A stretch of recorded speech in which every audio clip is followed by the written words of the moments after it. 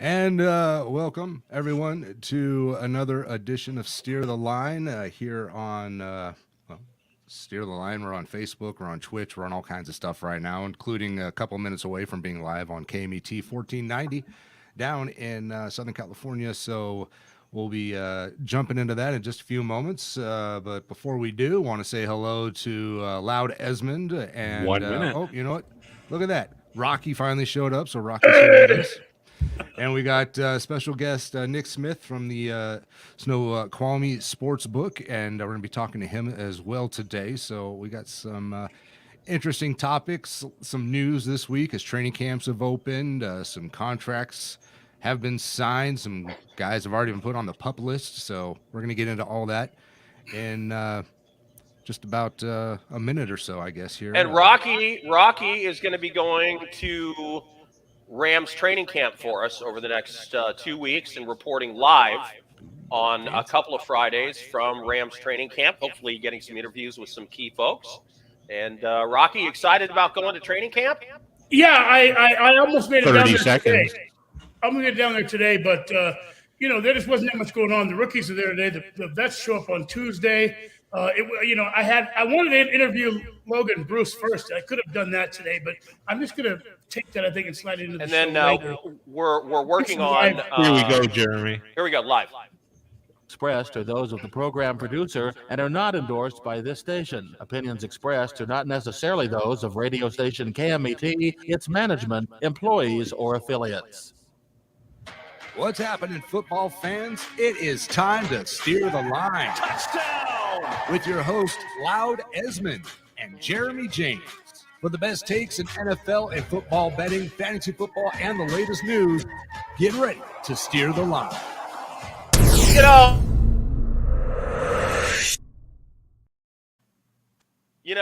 God love Rocky.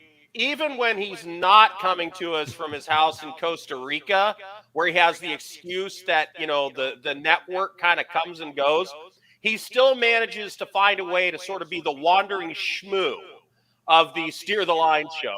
Christian is our Seahawks reporter, is off camping in the woods with his girlfriend.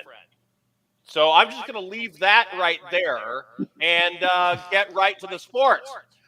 Of course, the big news this week, and by the way, we're going to have a great special guest who's going to join us in just a few minutes. That's Nick Smith. He's the sportsbook manager at the Snoqualmie Casino, and we'll ask him some interesting questions about what it's like to be in the business of sports betting, which, of course, this show is largely all about. But, of course, we also do cover the NFL news and notes, and the big news today, Kyler Murray is now amongst the highest paid NFL players in the history of the NFL. $50 million plus a year. He's better paid than Patrick Mahomes, Aaron Rodgers, Tom Brady. And to me, the level of these contracts for meh quarterbacks, which all sort of started with Kirk, you like that?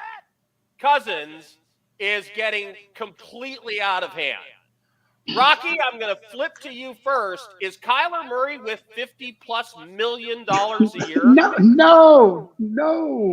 This is a guy that, for all my money, wouldn't even been in the league next year if they'd have let him go play baseball, if not have paid him.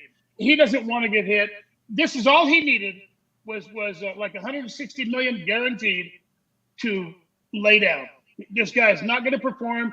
He's going to crap the bed this whole season. He will not. This will be one of the biggest mistakes. Well, right after the Deshaun Watson signing, this will be one of the worst contracts ever in the history of the league. This guy's will not perform. He will not live up to that contract. Rocky has made his feelings clear. Jeremy. It's one of those things where that's what quarterbacks are going to be paid right now. There's a lot of quarterbacks making too much money. I mean, I love my quarterback, Derek Carr. He's never won a playoff game. I don't know if he deserves the kind of money he got. So it's just one of those things. That's the going rate for a quarterback. He's a young guy who, he's won some games. He's taken them to the playoffs. He's got some skills that people like in the NFL these days. And, when you got the skill set and you've already shown that you can win, he had a down year last year, but, he lost some weapons. Well, let's see what he can do this year. No, it's too much money, but every quarterback's going to be getting more and more and more because that's just how the market's going. What is going to be really interesting to see for me now is what does Lamar Jackson want? If Kyler Murray gets $50+ million a year and he's never done anything of any consequence, he has not won a Super Bowl, he has not won an MVP, he has not led the league in passing, he has not led the league in touchdowns, he hasn't taken a team on a deep playoff run. Rocky, what is Lamar Jackson going to be asking for? Well, listen, that was one of the biggest questions going into this offseason was what were they going to do about Lamar Jackson? He's waiting for a big extension, and the owner wasn't likely to write that big check. And I think now he's almost compelled to. You're right. There's no comparison between the two quarterbacks, and their paychecks are now absolutely the differences in quality and quantity shouldn't even be there. It's a joke. I have no idea how much he's going to get, but it'll be more than Kyler Murray for sure. Jeremy, you made an interesting point, which is Kyler Murray has some skill sets that are, for lack of better words for this, are trendy in the NFL right now. He can get first downs with his legs, and he's mobile, and he can get outside the pocket, and then he's not an accurate passer. He's got a cannon for an arm, but he's not known for his accurate passing. Neither is Lamar Jackson. And last time I checked, when was the Super Bowl run the dominant era of a running quarterback? Josh Allen runs, but that's not his first choice. So just final thoughts on this, and we'll bring in our special guest. Well, I guess it's one of those things where if you have a quarterback that isn't going to be as accurate, and we've seen even from pocket passers over the last decade, there's not a lot of super accurate pocket passers out there all the time. So how do you make up for that? Is you go get an athlete who can make up that 400, 500, 600 yards he didn't complete in passing with his legs, and it gives your offense a different look and a different wrinkle to it. One thing I thought was interesting about all these contracts came from one of the guys that was one of the original, I guess, running quarterbacks. RG3 tweeted out today that he thinks after the contract that was signed in Cleveland by Watson. Watson. Sean Watson. That these quarterbacks should not be signing contracts where it's not fully guaranteed money. He thinks it's a mistake that anybody in the NFL is not taking fully guaranteed contracts at this point after Watson got a deal after not playing a year and getting in trouble. He feels like these quarterbacks could demand it and should be doing so. I think the Kyler Murray contract and the Deshaun Watson contract, I'm with Rocky, are going to turn out to be two of the worst decisions in contract extension history in the NFL, are going to set both those franchises back years. I don't think you can recover from a mistake like this. Just me. But what do I know? I'm just a dumb guy talking on the radio. Somebody who probably knows more what he's talking about because he's in the business joins us here. Nick Smith is the manager of the Sportsbook at Snoqualmie Casino. And this is the place, Snoqualmie, where I choose to do my legal in-person sports betting, which is the way I would suggest people do their sports betting. There are real downsides to engaging in illegal betting. I would strongly suggest people not do it, and even to online betting. So for me, I travel about an hour plus from my house to go to Snoqualmie, even though there's a couple places that are closer to me, because frankly, it's a nicer experience. It's a classier place. It's a quieter place. You can stop at the window and talk to somebody and get some advice. It's a really nice, intimate experience sportsbook. Plus, they've got a great app that you can use as well. But let me stop talking about it and bring in the guy who manages the place. Hey, Nick, how are you? Hey, I'm good. Thank you for having me. How's it going? Good. Well, it sounds like it's busy at the sportsbook tonight. Where's the action? The action's on the Mariners. People love to bet with their hearts. They're excited about the 14-game winning streak, trying to tie the record. We actually have a local news station here, actually interviewing some guests right now as well. So, yeah, it's a party in here for sure. What do you like? You've worked at various sports books, Vegas, I believe, also somewhere like around Mississippi, New Orleans area, and now you're in the Pacific Northwest. What do you like about the Snoqualmie Casino Sportsbook?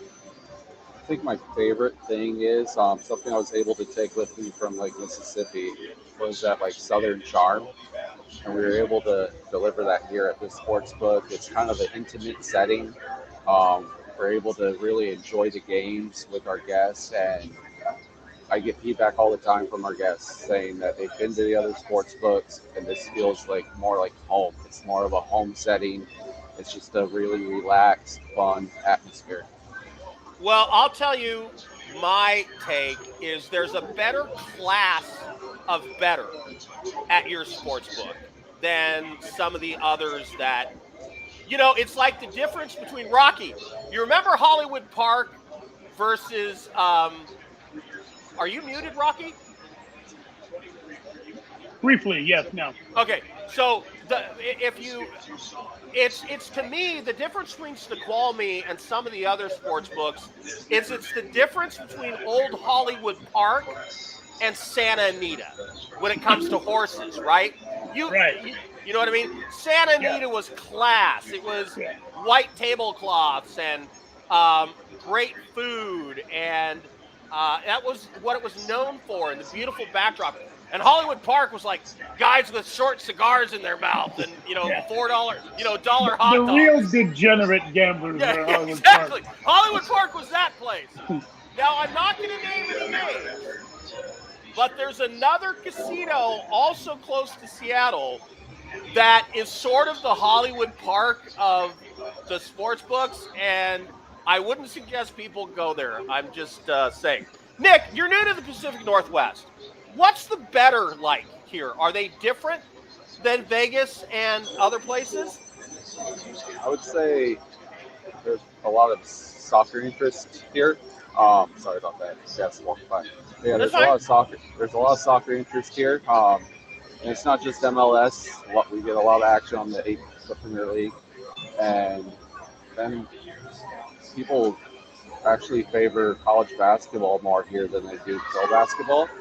But obviously, it's reversed for football. They're definitely big in the NFL market versus the college football market. So it's interesting because, like in the South, college football dominated pro football 24/7. So yeah, in the South, the college football is king versus the NFL, and it's a little bit of the reverse here. I guess I want to go a little bit deeper because look, sports betting was just legalized last year in the Pacific Northwest in Washington. And so you probably have a lot of new bettors, or is it people that are experienced bettors mainly making up your crowd? it's a good mix. I mean, now that we've been open for almost a full year, everyone's kind of experienced. But when we first opened, it was a good mix. We had a lot of people come and say, "Oh, this is great. I don't have to go to Las Vegas anymore." And then a lot of people just didn't know what it was, and we had an education process, that training process where we let them know like the basics, and that's always a fun time just to be able to interact and build that rapport with our guests.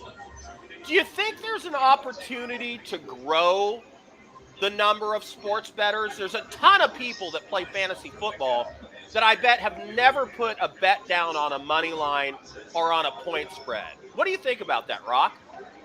Yeah, that's for sure. It's a safer way to go. Fantasy football you're drafting and doing things, you're part of the process. Where when you go to when you got skin in the game, brother, it's through research and you're not messing around. You're betting those games every day. It's not waiting. You're not waiting to see what happens at the end of the season, man. Well, but I guess the question is all directed to Nick. Do you think, and do people in the industry think that there's an opportunity to convert those fantasy football people into being people who bet on football games? Oh yeah, definitely. I mean, there's an opportunity for every industry to grow, realistically. So yeah, I think DraftKings and FanDuel have definitely shown that, because they both started out as fantasy only, and now they have opened up the sports betting and other casino games as well. So they've already got the ball rolling on that, and I think we can continue to keep that going here in our market. Is it interesting being in a territory that's just opening up to sports gambling, as opposed to, you told me you started in Vegas, right? Mm-hmm. And so is there a difference between the Vegas experience and the experience here in terms of the bettors? Yeah, I would say like the Vegas experience is they're coming in knowing what they want, and it's kind of just, it's more business, I would feel like. Here it's more of a pleasure. They're grateful for it. They don't take it for granted. It's very easy to take it for granted in Vegas, as it's been there for decades. And so yeah, there's more of like a pleasure, like a vacation kind of thing when you come into our sports book versus when you're going to a Vegas sports book. So, as you know, I'm a contributor to the Winners and Winers Network, to Max Wagers Network. I've been writing for StatsAlt for some time. I've been betting and prognosticating about betting for about 20 years. I have my own website, my own show, Steer the Line here. And I think it's just fascinating, the difference between in-person betting and online betting. And I grew up with in-person betting, going to the sports book in Reno, because that was closer to where I lived in far northern California than Vegas. And being in the sports book on a Saturday afternoon, a Sunday morning to a Sunday afternoon, the energy in a sports book, Rocky, when the games are down to 5 minutes and everybody's living and dying with every play is crazy, right? Yeah, and nobody bets. But you have no friends in there, Nobody. You can't barely root for any bet you make if you're screaming. There's always somebody right next to you who's betting the other team, and they're screaming the other way. It's a lot of fun. Yeah, I like the sports books. We didn't bet online when I was younger. We bet on telephones. It was our version of dial-up. With a guy named Mickey the Nose. Yeah, right? Thumbs. Take my bet. Right. Yeah. Hey, Thumbs. So, listen, nobody's more grateful for online. In-house betting at the casinos now. We do not have it here where I live in California yet. Waiting for it to happen. Maybe never will. But yeah, I'm gonna go along with Nick and say I'm sure those people are really grateful to have it. It'd be great just to walk in, spend a Sunday, bet $5-10 on a game. Just have something to do. Get off the couch. Do a 10-team parlay for $5. With a chance to win like 15 grand. Right? Burger with a cold beer and a better seat, man. I got my ticket. I'm down. So, Nick, tell me, what is the highest paid ticket you've ever seen paid? So we've had 2 tickets. I'll tell you our highest straight bet and what the payout was. We had $66K thrown on a Niners game last year. Woo! $66,000. Yeah, the profit was 60, so that paid out 126. Wow. And then just recently, right before All-Star break, literally last Saturday, we had one of our players hit a 17 baseball parlay. The bet amount was $2,500. The profit was $100K. 2,500 somebody put down on a 10-team? Seven team baseball parlay. Baseball. And it paid them $100K in profit. Yep. Wow. Three of those games, he won by 1 run in extra innings. Oh, wow. Man. That's crazy. What is the average bettor betting? We actually have We have a good number. Our average bet's $135, which Wow. is really high. I mean, I've been at places where it's been like 80 or 90, and your goal typically in the industry is around 100, 110. So yeah, we're at $100 on 135. each single ticket is the goal, and you're doing like 135. Yeah. That's great. How did you get into this business? I got out of college, went back to Vegas, and I had a buddy, Jose. He worked at the Paris as a ticket writer, and he was like, "Hey, we're hiring for March Madness. Why don't you come work? It's great. You just get paid to watch sports." Yeah. So that's how it started. And what's the lifestyle and the hours like of a casino sportsbook manager? Lifestyle's great because I mean, get paid to watch sports, interact with people, talk about sports. And our biggest challenge on that though is trying not to use your own opinions because Right, you can't give anybody advice, right? Yeah, correct. And then also like part of my job is I'm in control of 100% of our risk, our liability. So I tried not to like influence what I think would happen on a game when I like move lines and different things. It's more based off of the money. All right, So, interesting. Okay, all right, so I want to drill down on that question, which is, I've always wondered this. Who sets the initial line every week in the NFL? I've heard it's Caesars. I've heard it's MGM. Who is it that's the king of the first line that everybody goes off of? honestly, I don't know who it is anymore. I know it used to be Westgate. For us, we have a consensus line, so we get an average of what the opening market is, and then I adjust based off of that. So I can't give you that. Okay, so that's even more accurate answer. fascinating. So you're getting a consensus line, and then you personally, Nick, the manager of the sportsbook, are then managing your sportsbook's risk and adjusting the lines yourself based on the numbers that you see coming in being bet. Correct. Wow, Moy, that's Yeah. woo. You know, the problem with your job is if you were working for the wrong person, you got it wrong. Just saying, I would be really worried about that. Are you excited for football season? I'm Your very second excited. one? I'm very excited. It's going to be, it's always fun with football season. It'll be interesting to see because people love to bet with their hearts, but it'll be interesting to see how people react to Russell Wilson not being in Seattle. So we'll see what happens with that. But I'm personally a Tennessee fan, and I know we had a interesting offseason, but I'm looking forward to seeing what the Titans do this year.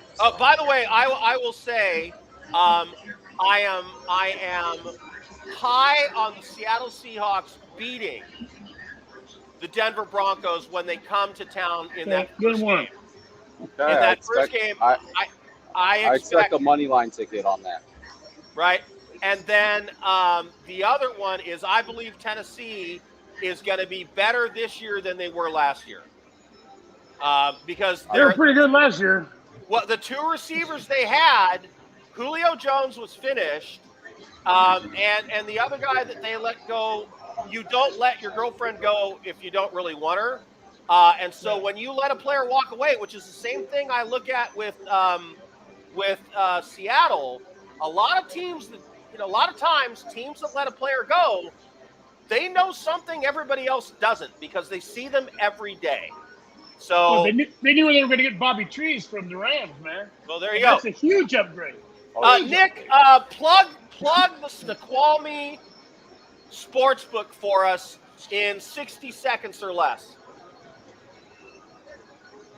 Tell us why people should come bet there and how they get there and the app and everything else. You should come bet here because you're going to have a fun time. You're going to be able to interact with amazing people, our guests, our team. It's a very family-friendly environment. And just get here off of I-90. Just get on I-90, exit 27, or right off the interstate. It's a beautiful facility. We're in the mountains, so it's beautiful scenery. And you can just have a good time watching the game. We have plenty of TVs around to show all the action. We have great seating, great bar. And by the way, outstanding restaurants. This is not a Outstanding. place. I'm in. It's not a place that you could just get a hot dog. There are a couple really nice in that. What's the steakhouse called? Vista. It's Vista. the best steakhouse I've been to. And I'm not just saying that. Yeah, and there's the place there that has like 20,000 different bottles of wine. Anyway, it's high end. If you're looking for a class experience in a casino and a sports book, Snoqualmie Casino is the place to go, and it's where I go. It's where I personally go and bet. Yeah, absolutely. I'm going to take you there. You come up to the Pacific Northwest, Rocky. We'll go spend a weekend at Snoqualmie, football, college, and NFL weekend. We can do some live spots from there and, be a good time. And you've got a couple new movies coming out, so you can hype those as well. All right, Nick, we're going to let you go. Thank you so much. Nick Smith, the manager of Snoqualmie Sportsbook at Snoqualmie Casino and Sportsbook, the closest sportsbook to Seattle. Thanks, Nick. See you soon, Nick. Oh, that was cool. Boy, wouldn't that be a kick in the ass? Yes. Go spend a weekend there. By the way, it's a gorgeous property. I mean, it's in the pass. It's in the mountains. They get snow during the winter and fall, but not enough so that you can't get there. It's gorgeous. It is an absolutely gorgeous property. Jeremy, you didn't have a lot of questions for the sportsbook manager. I'm shocked. Oh, surprise, surprise. Surprise, surprise. I didn't want to take up all the time asking all the dumb questions everyone already has the answers to, just because, I'm such a noob. All right. So how close are we? We're 2 minutes out from making the switch and being out on KMET and then live continuing on our YouTube network and everything else. We're going to get a Rams report from Rocky, who, by the way, I'm really excited about you going to Rams training camp. That 1 minute. So great. It's going to be fun. And speaking unfortunately, to liaisons, right. Trying to get some interviews lined up for me. There's some news out of Raiders camp that really worries me as a Raiders fan, and we'll get from Jeremy what that's all about. And then we're going to talk about betting the preseason. How do you do that? Why do you do that? Should you do that? Why do you do that? Well, I'm going to tell you some reasons why. And Raiders disrespect continues.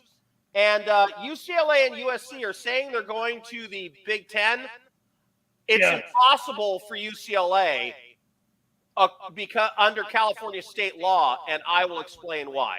Oh, Jeremy, take us out. Make the transition, my friend. All right, for everyone listening on 1490 KMET in Southern California, thank you for joining us. We're here every Friday at 5 o'clock, and you can hop on our Steer the Line channels on YouTube and Twitch to watch us live for the next half hour once we sign off here. So see you all, those of you who don't join us for the second half, see you guys next week. Go Raiders, go football.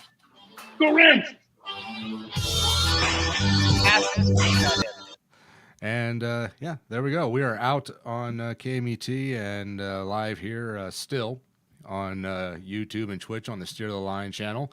I'm Jeremy James, Rocky Giordani, Loud Esmond with us, and Christian is gone today, so he's camping with his girlfriend. I'm sure they're enjoying nature, taking long walks, and identifying interesting birds and foliage. They went to the Sequoias. Camp Crystal Lake. Sequoia National Park, the big trees. Oh, right. Okay, yeah, they're examining the trees. Yeah. Anyway, that's why I think that's where they went because I said he said something about barking, so I'm guessing barking. He said something about barking. Oh, so wow, this house took his girlfriend all the way up there to get wood.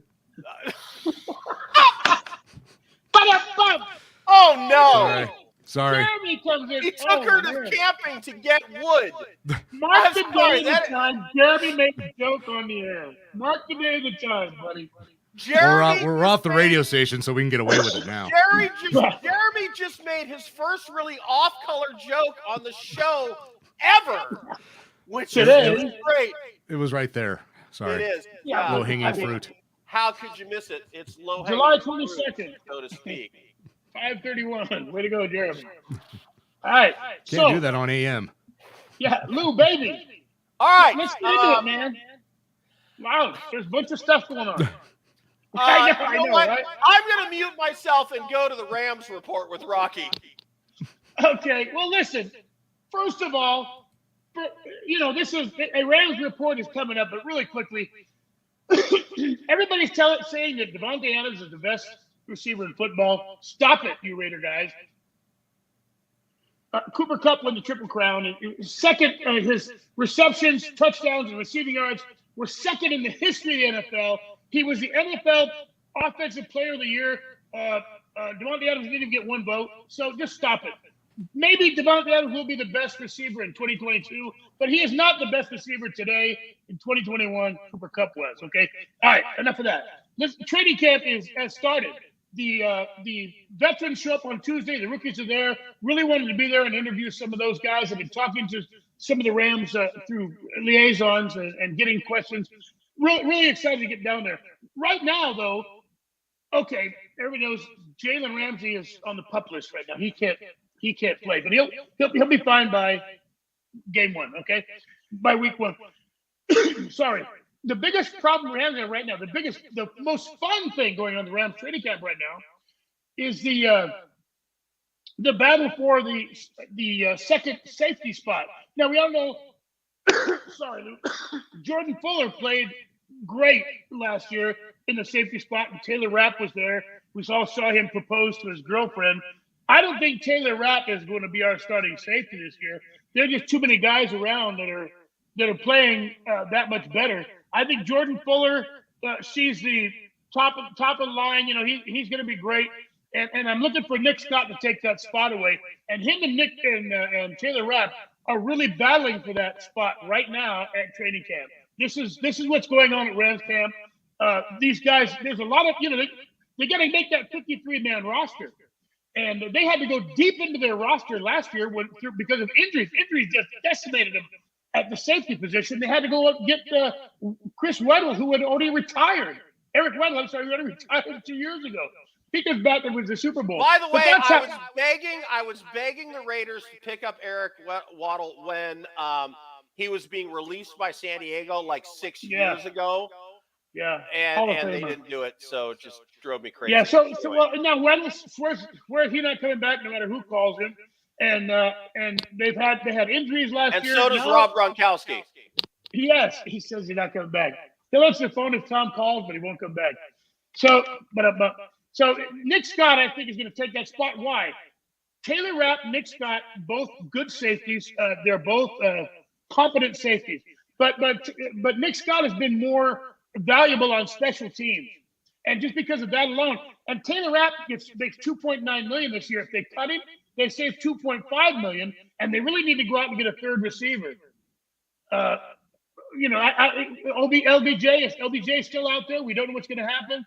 We don't know until he starts. LBJ was the president who succeeded Kennedy. OBJ is the receiver in football. I'm just throwing that out there. And he's still up in the air. We don't know what's going to happen, where he's going to end up. One of them passed the Civil Rights Initiative.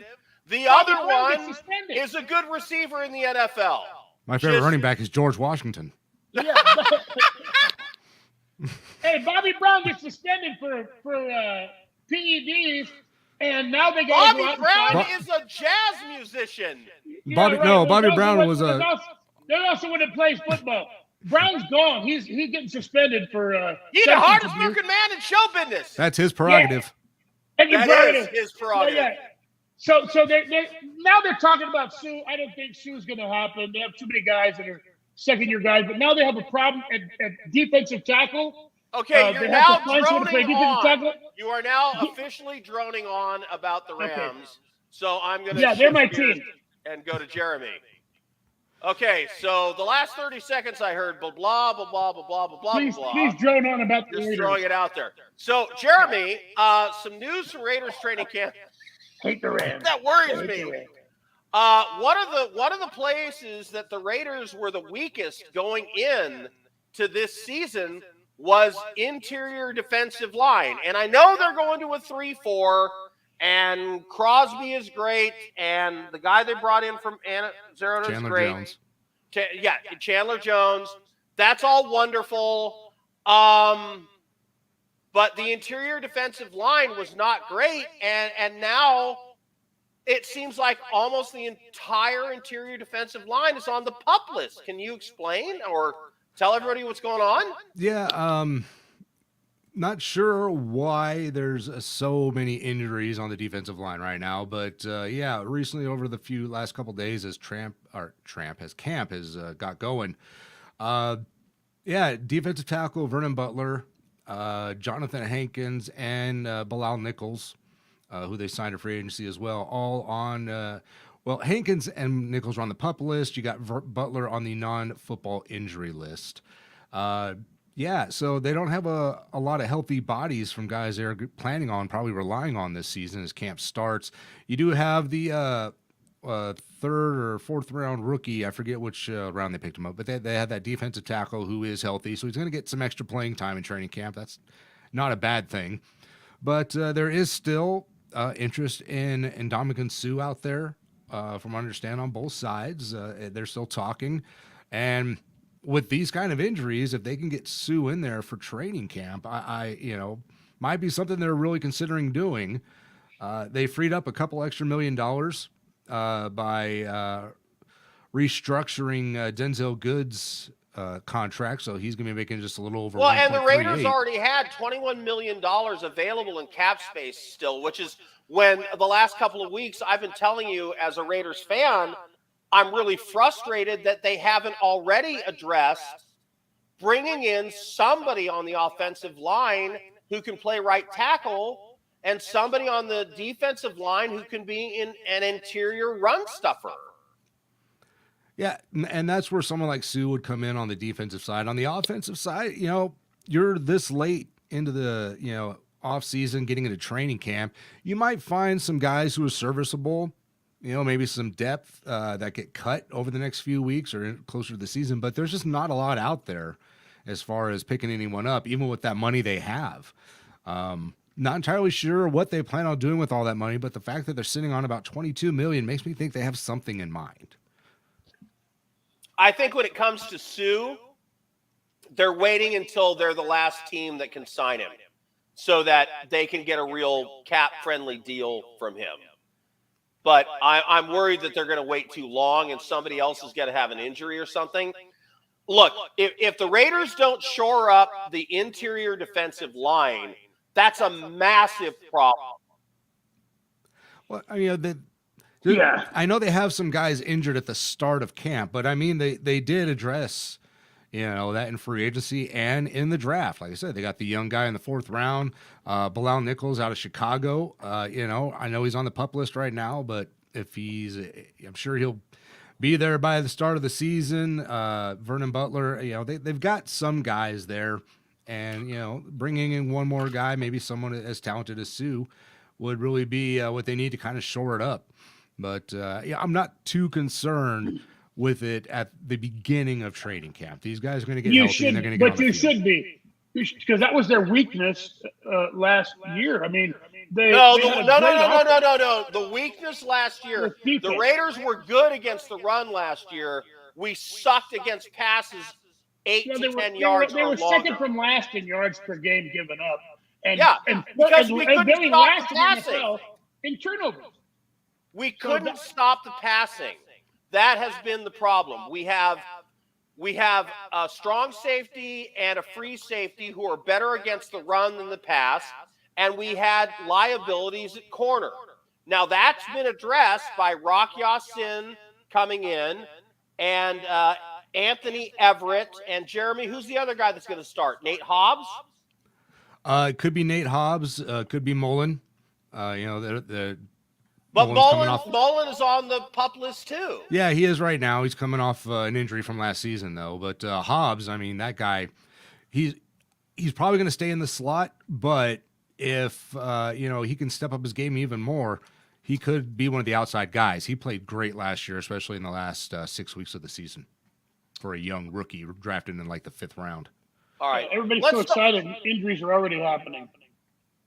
Yeah. Well, look, a lot of people, Jeremy's right. A lot of training camps start with a number of people on the PUP list for a number of reasons. And a lot of times it's maybe they just don't want to do training camp. Right. So we'll see what happens there. Let me go to this. Betting the preseason. You. I'm sorry, what was Go for that, Jeremy? You? You. Why? It's so Yeah. ridiculous. Well, Something to do. the fact is it happens. The fact is it's available. And the fact is there's actually some strategies that you can play as a sports bettor to exploit the preseason. Rocky, do you make a habit of betting on preseason games? I'm going to say no. I do not make a habit of it, but I do occasionally do it. But not. There has to be a really good reason for it. Some coaches won't play any of their starters in the preseason. They just don't care. The Rams do that all the time. They don't pick the Rams in the preseason. You won't see. Well, this preseason it'll be exciting to watch these guys fighting for position. But you won't see any of your favorite players out there in preseason. No point. All right, so let me point out a few. If you are going to bet the NFL preseason, and by the way, I'm going to pick 7 preseason games a week, the entire preseason. So I'm committed to that, and that's the way it's going to be. So I'm going to have to be really good if I'm not going to get my you-know-what handed to me. So I've been doing a lot of research about betting on preseason NFL games. The first question I have is, Jeremy, we went from 4 preseason games to 3. So, does that mean the second game is what the third game used to be? Or is the third game still the third game? Meaning, most of the starters would play most of the third game in preseason. The first one, there was nobody. The second one, they'd play a quarter. The third one, they'd play 3 quarters. And the last one, they wouldn't play at all. Now there's 3. What did you see last year? Yeah, right. I was thinking about that as you're asking the question, and I'm trying to recall. And I even remember, some of the discussion happening about this exact thing, watching preseason games. The announcers wondering how much of these guys going to play. Is it week 2 or week 3 of the preseason where we're going to see them? I don't entirely remember how it went down. What I also don't remember is there's a week off, right, after the third game before the season kicks off? Correct. Yeah, so if I remember somewhat correctly, we saw a little bit of a mix of both. We kind of saw some players. You in are week 2. absolutely right. It was a mix of everything. We saw players in week 2 and in week 3, but we also saw some teams that didn't play anybody week 3. And there were some teams that didn't play anybody the whole freaking preseason that mattered. Yeah. Right, Rock? Yeah, right. Some guys, they rest all their starters. They don't see any reason in risking injuries in the preseason. And I kind of go along with that. I'm glad they got down to three weeks preseason. That's plenty. That's more than enough. All right. So let me point out a couple of things that are strategies you can use if you really want to bet preseason games. The first half is going to be more reflective of how both teams actually match up than the second half. And you can bet first half only outcomes. So there's going to be a line that says the line on the game is -4.5 Seattle. No, that's never going to happen this year. -4.5 Rams. And it's going to be -1 for the first half. The reason why that is because the thinking is more of the starters are going to play in the first half than are going to play in the second half. So if you want to have an option of betting a game and not leaving it to guys that are never going to see the field in an NFL game to decide it for you, you can place a first half bet. Right, Jeremy? Just kidding. Yeah, Rocky. absolutely. Yeah. I think I would put that. The first half is generally a good bet. Because betting on the second half is basically betting on the end of the game. Really, it sort of averages out. But those spreads, the first half spread and the game spread will be a lot different. It might surprise some people. Right, it'll be For minus those reasons- one, minus 4.5, minus But for 3, those- minus for those 8.5. reasons. Yeah, for those reasons, because of who they might start. The thinking, and by the way, these are educated guesses. They're pretty much sure who's going to start what. They pay attention to stuff more than all of us, So the lines will be pretty close to correct. Now, I asked a very experienced sports prognosticator to give me some advice on betting preseason games. And the first thing he said was, don't. And then I emailed him back and I said, well, I have to. And he said, here's my one piece of advice. Go into every bet expecting the under, and then try to convince yourself it can get over the number. Rock. That's an old strategy, one I've never applied myself. To each his own, man. Don't you think it? Okay, Jeremy, just to throw this out there, isn't the defense ahead of the offense in the early part of the NFL season? I think, a bit. Offense at times. is complicated. Defense is simple. Yeah, right? It's easier, I think, the first couple, 2 or 3 weeks, probably, to go into a game with less game tape and be able to slow somebody down and stop them than it is to go in and score points when you're battling a defense that, you don't know what they're going to throw at you. But, I don't think it's that big of a difference, though, to be honest with you. I think everyone's at a bit of a same level when they head into the season. All right, so here's my final argument to try to save myself any sort of credibility in terms of betting the preseason. And here it is. I did some research, and I dug out some interesting numbers. Most active coaches in the NFL are 50% or slightly under in preseason games, but a few stand out. John Harbaugh in the preseason is 40-12. Last year, he set an NFL record in the preseason of winning his 20th preseason game in a row. Bill Belichick is 49-36. Robert Saleh of the Jets has only played 3 preseason games, but he's undefeated. Mike Tomlin of the Steelers, 34-24. Pete Carroll, 26-17. Sean McDermott. What's Sean McDermott, Rocky? No clue. 10-5. Kevin Stefanski, 3-0. Those coaches, I think, you know what a tell is in poker, Jeremy? Yeah. When you give yourself away with a little twitch or a little eye or a little too much excitement. Or as in the case of Ricky KGB in Rounders, you eat the Oreo cookie from the inside out.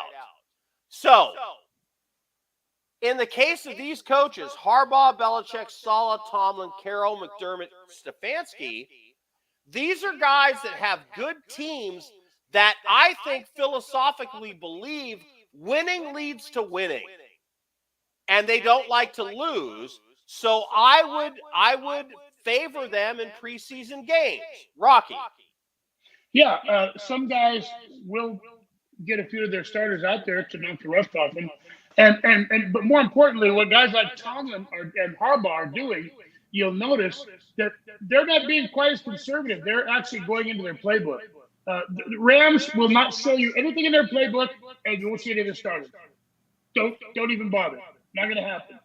But these are guys who will get into their playbook and try to run some of those jet sweeps right away early in the preseason and try to see what's working. Because as those preseason goes on, they want to tweak those plays that they think are going to be big plays on 3rd and long or 3rd and short. Those are going to be some of their key plays. These guys will get into their playbook and show you their underwear, so to speak. Open kimono, or in other case, kimono, baby. Go gather some wood. Yeah. So in the preseason, I'm going to give an edge to the Ravens, Patriots, Jets, Steelers, Seahawks, Bills, and Browns. Now, on the other side, a couple of interesting points. Matt LaFleur of Green Bay Packers is 2-5 in the preseason. Yeah, that's going to go down. Andy Reid is 42-45. Sean McVay, Rocky, Yep. 6-9. Joe Judge, 0-3. Mike Vrabel, 4-7. I'm going to throw out Joe Judge because he sucks as a coach. But Matt LaFleur, Andy Reid, Sean McVay, and Mike Vrabel have playoff teams, perennial playoff teams. They're under 50% in the preseason, which tells me their tell is they don't give a rat's ass about winning preseason games. They do not. So, given the opportunity, I'm going to bet against Green Bay, Kansas City, Buffalo, and Tennessee in the preseason, no matter who they're playing, because they're not caring about winning. It doesn't matter. And then Harbaugh, Ravens, Belichick, Patriots, Saleh, Jets, Tomlin, Steelers, Carroll, Seahawks, McDermott, Stefanski, Cleveland Browns. I think those guys all really want to win because they believe as a philosophy, winning begets winning. So that's the way I'm looking at it. I'm going to look at this preseason, and I'm going to bet accordingly. The coaches that want to win games, I'm betting on. The coaches that don't care about especially if they get a matchup with a coach that doesn't really right, care. if they get a play against a team that doesn't care about winning. That's right? something I might look for now. You got me on it now, Lou. I might check one of those out. Well, I mean, that might be worth – if you could catch a team that doesn't care about winning against a team that really wants to win in the preseason, like if you got the Ravens against the Packers, and I don't think that's a preseason game, but if it was, oh my God, would I bet the Ravens in that game? Except Lamar Jackson might not be playing, so I'm just throwing that out. Anyway, so that's just look. I am going to be putting out bets on the preseason. I'm going to put out 7 a week. Half the games every week I'm going to put out a bet on. So I'm laying out my philosophy so you know this is how I'm going to be managing this. And I might be totally insane, but that's what I'm going to do. So there we are. By the way, let me just throw this out. UCLA and USC, Rocky, you love Pac-12 football, right? No, I'm a Pac-10 guy. Okay. UCLA cannot play 3 teams in the Big Ten in any sport under any circumstances. You know why? No, I don't know why. There's a law called AB 1887 that bars any taxpayer dollars being paid to benefit any state on the list of the 22 states that are banned by the state of California. And 3 of the Big Ten teams are in states that are on that list. UCLA cannot play those teams. They How can't. did states get on the list? How did they get on the list? What's the list about? It was a bill that was passed about 5 years ago in the California state legislature that banned state tax dollars going to anybody traveling to any of those states when the taxpayer dollars are paying for it for the state of California, which For means what reason, though? because they didn't agree with California's policies on trans Right. Gotcha. or whatever. They didn't kiss Newsom's ring. I got you. Okay. Right. Or Pelosi's So ring. there's Okay. no way UCLA cannot join the Big Ten. It's impossible Good.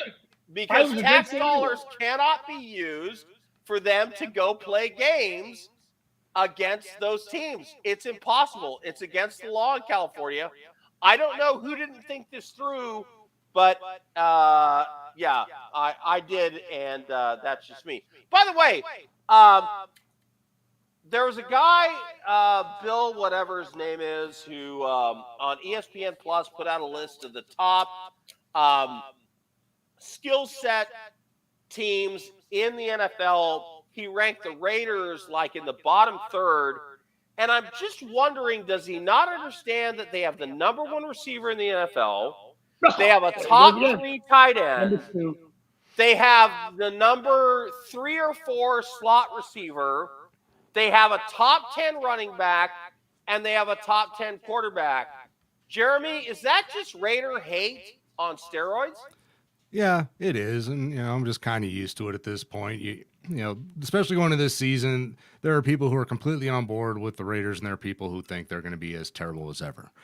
But before we are out of here, I've got to address Rocky and his number one receiver thing. While I had a little time here, now, Rocky, granted, Cooper Kupp, great receiver. Love to watch him. Had one of the best seasons ever for a wide receiver last year. And a damn impressive beard. Yes. He has been in the league 5 years. And if you go down to my little scroll down there, Rocky, you'll see the numbers of the last 5 years between Cooper Kupp and Devontae Adams. And you'll see that Devontae still has more catches, more yards. Now compare them in the playoffs. And more touchdowns. Never had a good playoff game and never shows up in the playoff. More catches, more yards, more touchdowns. I'm just saying. Now go to the playoffs. No, we're talking about individual wide receivers, not teams. It doesn't matter about the team. Not in 2021. In 2021, he was not the best wide receiver. No, but I'm saying still overall, there's an argument that after one great season from Cooper Kupp and only one other season in 5 years where he broke 1,000 yards, he's only done it twice in 5 years. Tom Brady be the MVP every year? No, I'm just saying. Well, come on. He hasn't done enough to be better than Devontae yet. If we're going to go by career stats every year and give somebody the gold ring, then it should be Tom Brady. He should be MVP every year. And offensive player of the year every year. I'm not going by playoffs. Okay, I hate to see you people fighting. Let's talk about the best receiver in football in 2021. Right now, the best receiver in football today is Cooper Kupp. I don't know what it's going to be at the end of 2022 or what it was at the end of 2020. Okay? Right now, today, there's only one team. I go with the guys who do it consistently year after year, not have two 1,000-yard seasons in 5. He missed the whole year with an ACL. He missed the whole year. All right, we're going to let this go. This has been Steer the Line. Jeremy, take us out in 30 seconds or less so we don't kill each other. By the way, before we do go, Lou, there is a new nickname for Hunter Renfrow. What is that? The Slot Machine. Oh, yeah! Oh, yeah. He's one of the best slot machines. The Slot Machine. Everybody who kept saying there were people saying third and Renfrow wasn't his, that they stole that. No, all right, fine. Then call him the Slot Machine from now on. And you can call us next Friday. We'll be right back here on KMET 1490, YouTube and Twitch every Friday at 5 o'clock. It's Steer the Line with Rocky Giordani. Hopefully Christian will be back next week after gathering some wood. Loud Esmond, I'm Jeremy James. Go Raiders, go football. We'll see you guys next week. Go Reds. Bye-bye. Yo.